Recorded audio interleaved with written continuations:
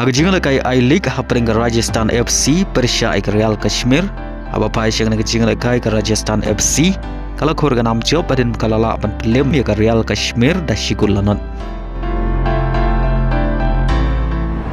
Agajing lakai AFC Women Asian Cup semi-final hapring ke China Persha ik Australia.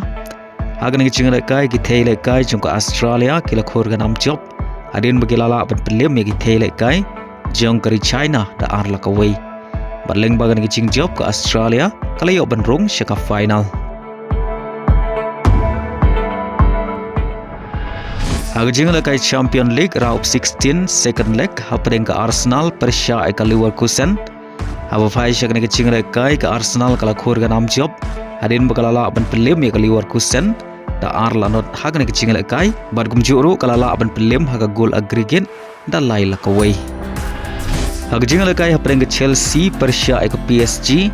Agan ngicing lakai ke PSG kadang peteng ban khur ke nam job adin bagalala ban Pynliem suk ya ke Chelsea talai lanot hagan ngicing lakai second leg bargum juru kalala ban Pynliem haga gol aggregate adu prala ar.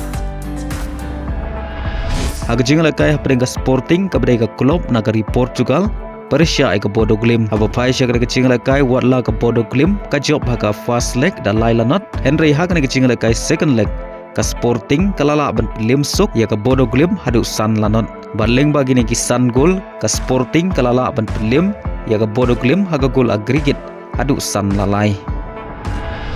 Hagawai bergejing lakai Champion League hapring ke Manchester City Persha ke Real Madrid. Hagan ngejing lakai second leg ke Real Madrid kala khur biang ya ke nam job adin magalala ban Pynliem ya ke Manchester City da ar lakawai.